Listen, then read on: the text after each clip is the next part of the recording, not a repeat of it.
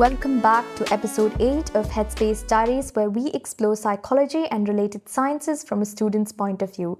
My name is Malavika, and today we will be looking at a classic experiment, which is the Pavlov dog experiment, or better known as the classical conditioning experiment of psychology.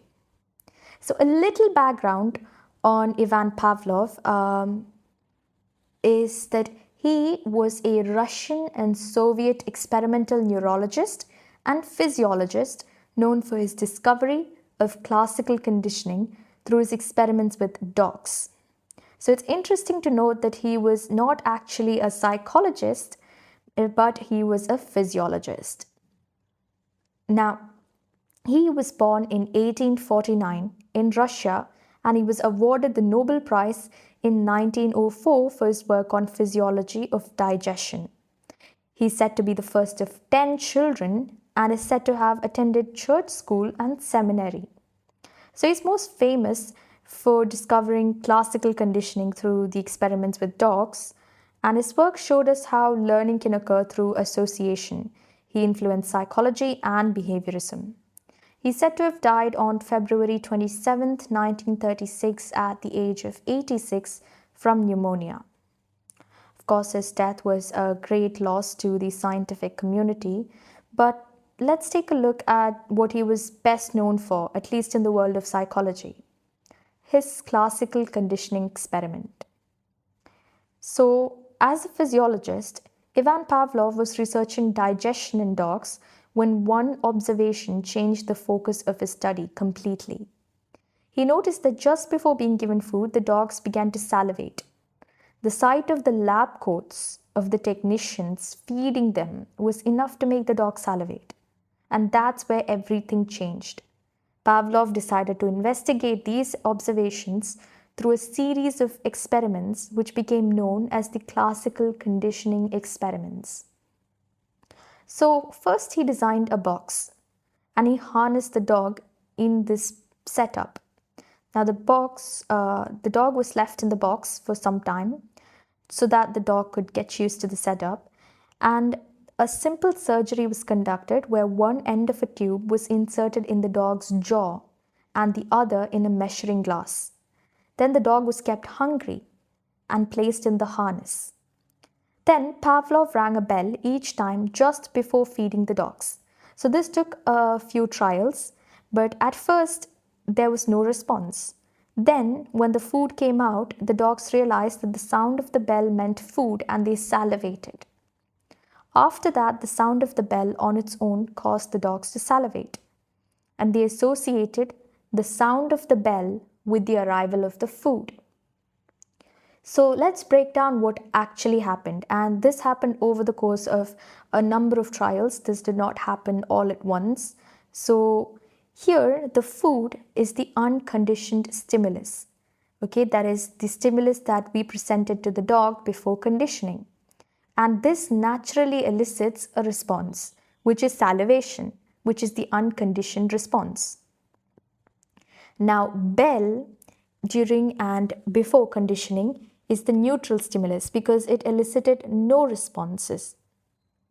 But after conditioning, the sound of the bell began to be paired with the food. So the bell after conditioning became the conditioned stimulus, and salivation occurred just to the sound of the bell. So salivation became the conditioned response. So what is classical conditioning? Classical conditioning, it's a type of learning that occurs when a neutral stimulus is repeatedly paired with a stimulus that naturally elicits a response. It is stimulus-stimulus learning, which means one stimulus acts as a signal for another stimulus.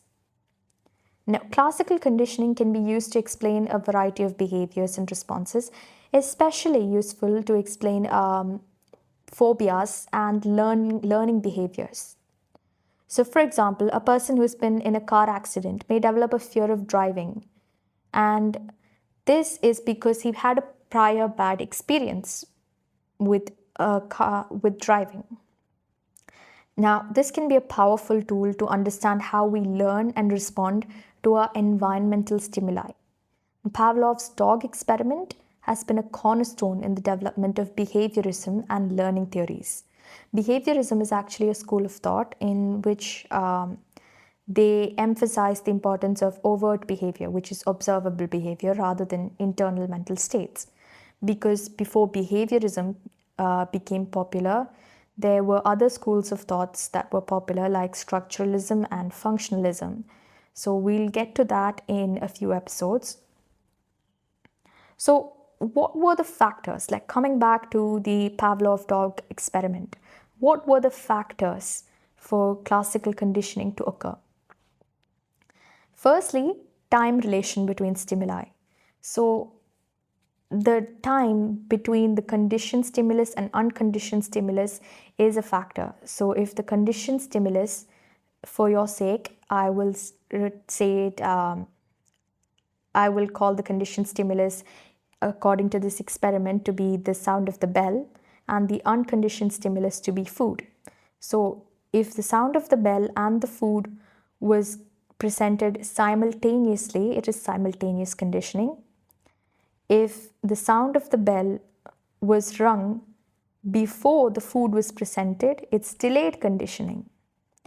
Trace conditioning is when the sound of the bell was rung, it started and ended before we presented the food.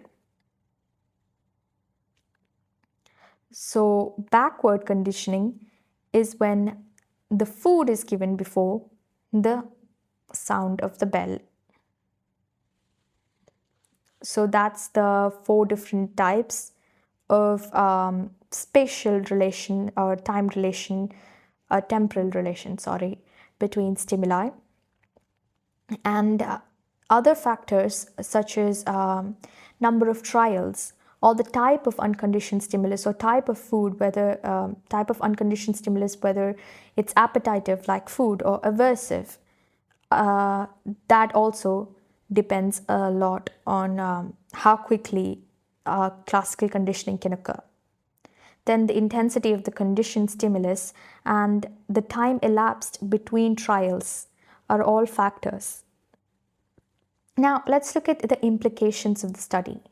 So classical conditioning helped us understand how learning takes place.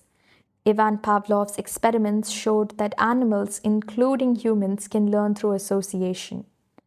Now, criticisms of it was, of course, no experiment is without criticisms or faults. So some of the major criticisms that I will list here is 1, animal cruelty, and 2, oversimplification of behavior.